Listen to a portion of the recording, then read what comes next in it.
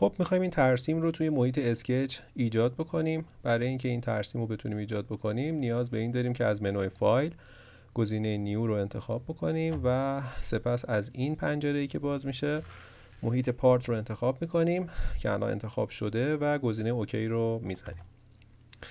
بعد از اینکه وارد محیط نرم افزار شدیم، با توجه به اینکه ترسیم ما یک ترسیم دو بعدی هستش، صفحه فرانت رو انتخاب میکنم و وارد محیط اسکچ میشم. ما توی این ترسیمایی که ایجاد میکنیم سعی میکنیم که تمامی دستورات رو به جزئیات بهشون اشاره بکنیم و شیوه ترسیم دستورات و استفاده از قیود هندسی و ابعادی و ابزارهایی که کمک میکنن به ترسیممون رو بهتون یاد بدیم. خب توی این ترسیم همونطور که مشخصه تقارن وجود داره، یعنی یک خط تقارن وجود داره، یک سمت رو اندازه داده نقشه و سمت مقابل رو هم به این شکل مشخص کرده که ما متوجه میشیم که مثلا این دوتا خط به لحاظ اندازه با هم برابرن. توی این شکل هایی که به صورت متقارن هستن، اولین چیزی که ترسیم میشه خط تقارنه و اولین جایی که برای خط تقارن در نظر میگیریم محل برخورد خط تقارن با یکی از خطوط در واقع ترسیم ما هستش، مثل این نقطه یا این نقطه. پس من از اینجا قراره شروع بکنم. از زیر منوی دستور لاین گزینه سنتر لاین رو انتخاب میکنم. کلیک اول همیشه باید مرکز مختصات باشه، پس من اینجا کلیک میکنم و یه خط به این شکل ترسیم میکنم. وقتی که ترسیمم تکمیل شد، خط ترسیم شده به رنگ فیروزه‌ایه و امکان ایجاد خطوط بعدی هم وجود داره به همین شکل. اما برای اینکه اینو متوقف کنیم کافیه که از روی کیبورد گزینه اسکیپ رو بزنیم. اگه بخوایم اینا رو پاک بکنیم کافیه یه درگ اینجوری انجام بدیم و از روی کیبورد گزینه دیلیت رو بزنیم. برای اینکه ترسیم رو شروع بکنم از این قسمت، با توجه به اینکه نصفش به این سمت افتاده، یه خط 20 میلیمتری باید ایجاد بکنم. خب روی دستور لاین کلیک میکنم و یه خط این شکلی ترسیم میکنم. کنار دست موس من 3 تا در واقع موضوع نمایش داده شده. یکی گفته 48 و 8 که طول فعلی خط منه که من موسم وقتی حرکت بدم این زیاد و کم میشه. یکی زاویه نسبت به افق هستش که وقتی من روی در واقع زوایای اصلی قرار بگیرم زاویه رو به من نشون میده و یکی هم یه علامت زرد رنگی که نشون دهنده قید هندسی افقیه و نشون دهنده این هستش که قید افقی داره به صورت اتوماتیک روی ترسیم من ایجاد میشه. اگه من مثلا جای دیگه کلیک بکنم، یعنی توی یک زاویه دیگه کلیک بکنم، این علامت نشون داده نمیشه. پس من الان اینجا کلیک میکنم، به محض اینکه کلیکم انجام شد خط من ترسیم میشه. حالا اسکیپ رو از روی کیبورد میزنم تا دستور لاین غیر فعال بشه.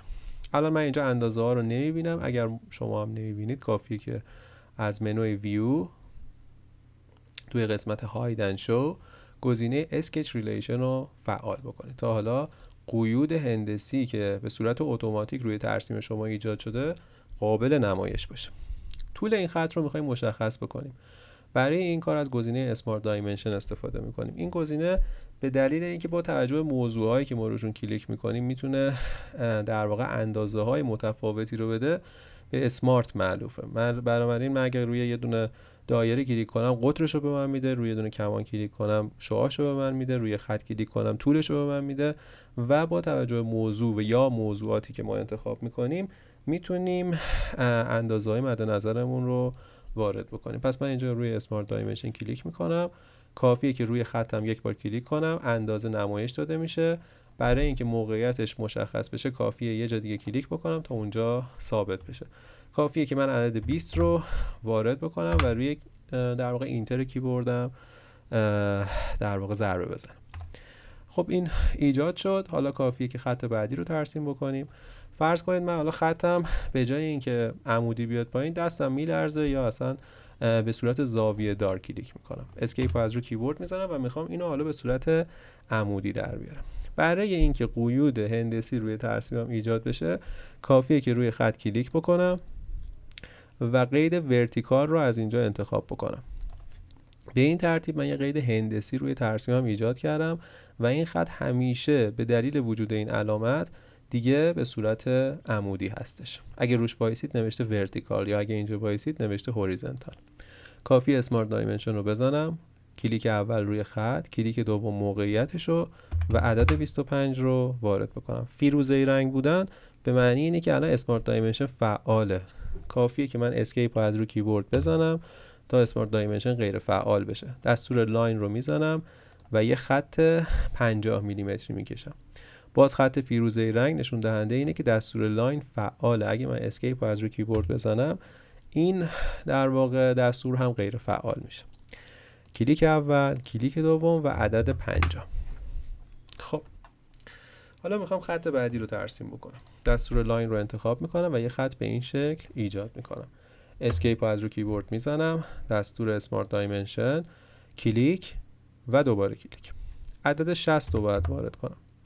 خب حالا میخوام یک سری موضوعات رو اینجا بهتون بگم. اگه روی این گزینه ریورس کلیک بکنیم این عدد میتونه منفی یا مثبت اعمال بشه. اگه مثلا من فرض کنم اینجا رو بزنم 50 و روی این گزینه ریبیلد کلیک بکنم این 50 اعمال میشه ولی پنجره بسته نمیشه. اگه عدد رو روی 60 قرار بدم و روی ضرب در کلیک بکنم اندازه اعمال نمیشه و از پنجره خارج میشم. اگه اینجا دبل کلیک بکنم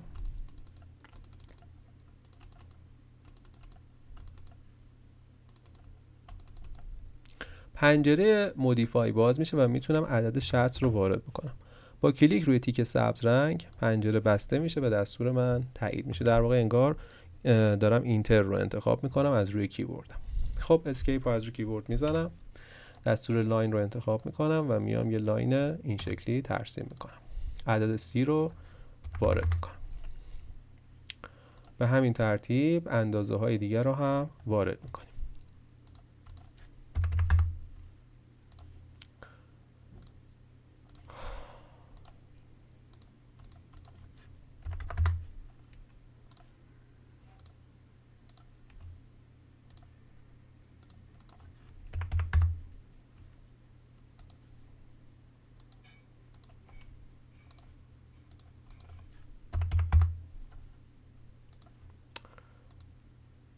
و تا اینجا.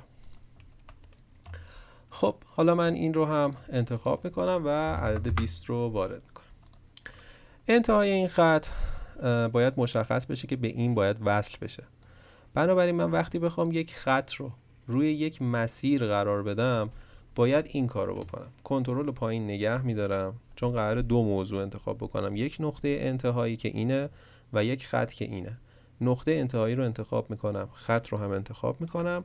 از بین قیدهایی که اینجا هست قید کوینسیدنت نقطه من رو روی این مسیر قرار میده. نگاه کنید به این شکل و بنابراین این مقید میشه. توی مبدأ مختصات هم اینو داشتیم که اومد نقطه ابتدا رو در واقع نقطه مبدأ رو روی این مسیر قرار داد و قید کوینسیدنت رو اعمال کرد. خب حالا میخوام سمت مقابل رو ایجاد بکنم و برای این کار من چندین روش دارم که حالا همه روش ها رو بهتون میگم. یه روش اینه که من اینجا یه خط این شکلی مثلا ترسیم بکنم، روی خط کلیک بکنم چون یه تک موضوع هستش دیگه نیازی به کنترل نیست و قید هوریزونتال رو بزنم. خب حالا میخوام بین این دوتا خط یک قید اکوال ایجاد بکنم. کنترل رو پایین نگه میدارم چون قراره دوتا موضوع انتخاب بشه، یکی این موضوع یکی این موضوع.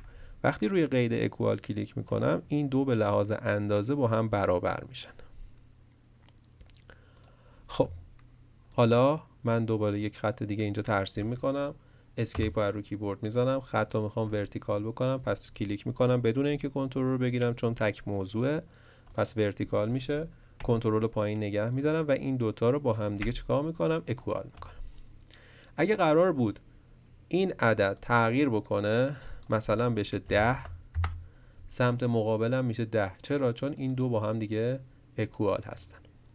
خب روش دیگه ای که برای ایجاد ترسیم مقابل وجود داره اینه که من اینجا گزینه میرور رو بزنم، توی قسمت پایین گزینه میرور ابات رو بزنم و خط تقارنم رو انتخاب بکنم. توی قسمت انتیتیز تو میرور کافی موضوعاتی که میخوام میرور بشه رو انتخاب کنم، مثل این مثل این مثل این. وقتی اوکی میکنم ببینید چی میشه، سمت مقابل دقیقاً ایجاد میشه. قیدی که حاصل از در واقع میرور هستش این قیده که اگه روش وایسید نوشته قید سیمتریک یا تقارن. یک بار دیگه اینجا من خط تقارن رو انتخاب میکنم و اینجا موضوعاتی قرار میرور بشن به این شکل و اوکی میکنم. ترسیم من ایجاد شد. خب برای اینکه ترسیم رو تایید کنم باید روی این گزینه کلیک بکنم. اگه این گزینه رو بزنم ترسیم هر چی که ایجاد شده ذخیره نمیشه و یک اسکچ خالی برای من میمونه. پس اینو میزنم تا ترسیم من به این شکل ذخیره بشه. برای ذخیره کردن هم گزینه سیو از منوی فایل انتخاب میشه و محلش انتخاب میشه.